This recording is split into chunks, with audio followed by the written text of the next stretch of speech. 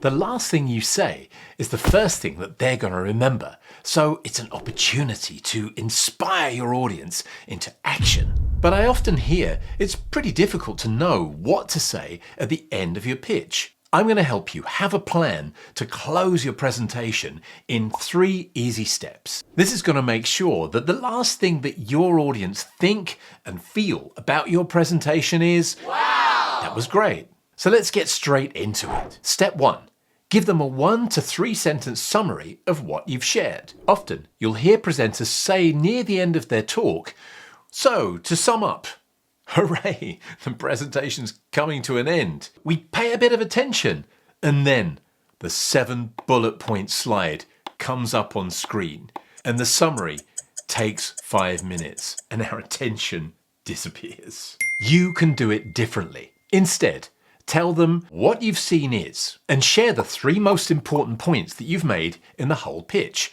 But keep it short. Pack those 3 points into 1 sentence or a maximum of 3 sentences. Let me give you an example. So what you've seen is we're addressing a multi-billion problem. We already have a proven product that's got 1,500 users, and we've got the team to scale up this business. Now this captures the 3 most important messages of your whole presentation and reminds them of those points in just 1 sentence. Or if you've got time, you could make it a little longer. So what you've seen is we're solving the coffee waste problem, which creates 6 zillion tons of CO2 every year. Our program has already gathered coffee waste from over 250 outlets, reducing CO2 by over 100 tons. And we've got a plan to expand to 3 new countries by the end of next year. Note, this is about the maximum length of this summary. 15 to 20 seconds, 3 sentences, 3 messages. But how do you decide which 3 messages to choose to remind them of? Well, watch my video on the power of 3, and this will really help you.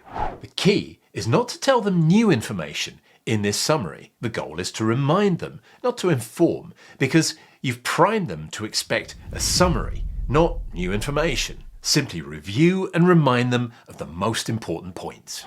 Now we're ready for step 2. Give them a clear call to action. You've got a goal of this pitch, and that is get them to take the next step. So now's the time to drop it in their mind and be clear on what that next step might be. And be specific. Don't just say something like, "Oh, please connect with us." Instead, tell them to connect with you somewhere like LinkedIn, and you can make it easy for them. Give them a QR code on the screen if you've got slides, and that will make it super simple for them to make that connection. If you want to connect with an investor, you could say something like, "If you believe in our vision, come and talk to us and let's arrange a follow-up meeting so we can discuss investment opportunities." You could also set something up in advance.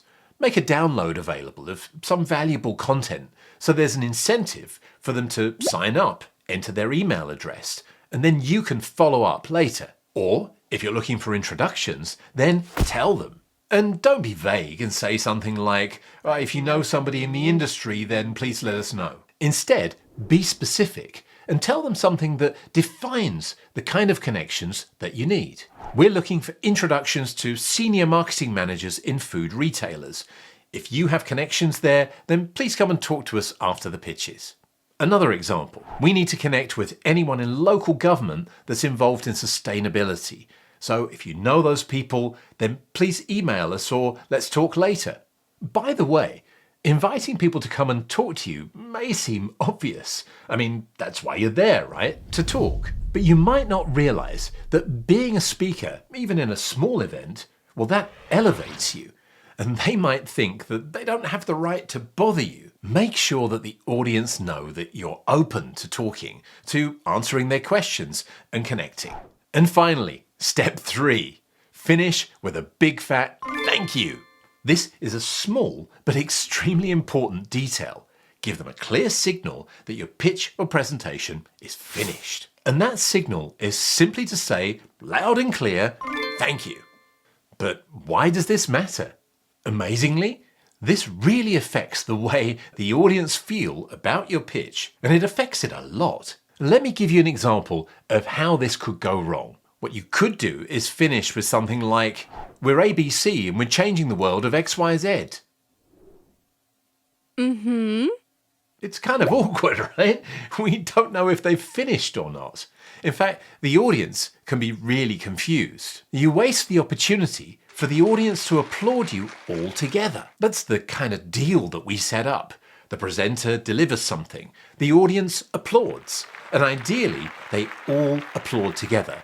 And that just feels good, and it sounds pretty good too. To get that applause, instead you can finish like this. We're ABC, we're going to change the world of XYZ. Thank you. You're guaranteed to get the applause. The audience know it's finished, and they'll all clap together. It leaves everyone with a good feeling, and it increases the chances that they're going to take that next step.